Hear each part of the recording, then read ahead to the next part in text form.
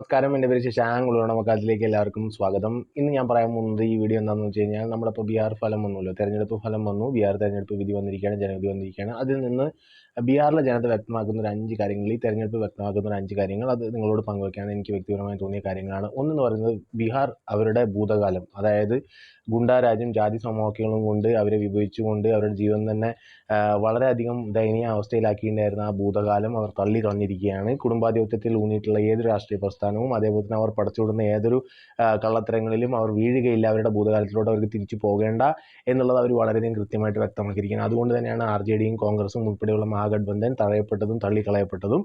ഇതാണ് ആദ്യത്തെ വിഷയം എന്ന് പറയുന്നത്. രണ്ടാമത്തെ വിഷയം എന്ന് പറയുന്നത് ബീഹാർ എന്ന് പറയുന്നത് വർത്തമാനകാലത്ത് ബീഹാർ പ്രാമുഖ്യം കൊടുക്കുന്നത് 2 കാര്യങ്ങൾക്കാണ്. 1 വികസനം, 2 സുരക്ഷ, 3 എന്ന് പറയുന്നത് ഏകത. അതായത് അവിടെ ഒരു ഭൂരിപക്ഷ കൺസോളിഡേഷൻ ഉണ്ടായിട്ടുണ്ട്. ജാതി സമവാക്യങ്ങൾ കൊണ്ട് അവരെ വിഭജിച്ച് നിർത്താൻ ഇനി കഴിയില്ല. കാരണം അവർ സനാതനം എന്ന് പറയുന്ന ഒരു ഹിന്ദു ഏകതാ പദയാത്രകൾ വളരെയധികം ഇൻഫ്ലുവൻസ് ചെയ്തിട്ടുണ്ട് എന്നുള്ളതൊരു വ്യക്തമാണ്. അതുകൊണ്ട് തന്നെ ആ ഒരു സോഷ്യൽ എഞ്ചിനീയറിംഗ് അവിടെ നടന്നിട്ടുണ്ട്. ഈ തെരഞ്ഞെടുപ്പ് അത് വ്യക്തമാക്കുന്നുണ്ട്. മെജോറിറ്റേറിയൻ കൺസോളിഡേഷൻ, ഭൂരിപക്ഷ കൺസോളിഡേഷൻ ഉണ്ടാകുമ്പോൾ ഉണ്ടാകുന്ന ഇലക്ഷനിലുള്ള ഫലങ്ങൾ എന്ന് പറയുന്നത് ഇതാണ്. 3 എന്ന് പറയുന്നത് ബീഹാർ അവരുടെ ഭാവി കാണുന്നത് ചിരാഗ് പാസ്വാനിലാണ്. അതായത് ചിരാഗ് പാസ്വാനാണ് അവരുടെ യുവാക്കളുടെ ഏക പ്രതീക്ഷ എന്ന് പറയുന്നത്. അത് വളരെ വ്യക്തമാണ്. 29 സീറ്റ് കൊടുത്തതിൽ 22 അദ്ദേഹം ജയിച്ചിട്ടുണ്ട് എന്നുണ്ടെന്നുണ്ടെങ്കിൽ അദ്ദേഹത്തിന് അവിടെയുള്ള ഇൻഫ്ലുവൻസ് എന്ന് പറഞ്ഞാൽ വ്യക്തമാണ്. യുവാക്കളുടെ ഇടയിലും അതേപോലെ തന്നെ അടുത്ത തലമുറകൾ വിശ്വസിക്കുന്നത് ചിരാഗ് പാസ്വാനിലൂടെയാണ് നോക്കുന്നത്, തേജസ്വിയോ അല്ലെങ്കിൽ വേറെ ആരിലൂടെയല്ല.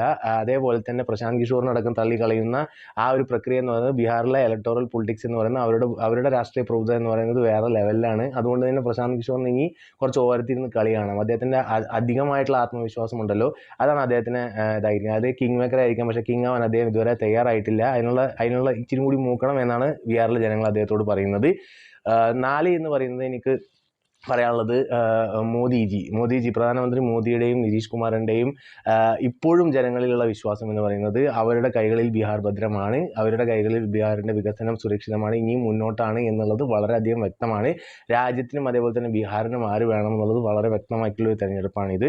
5ാമത്തെ കാര്യം എന്ന് പറയുന്നത് നമ്മൾ എത്രയൊക്കെ കരഞ്ഞിട്ടും കാര്യമില്ല.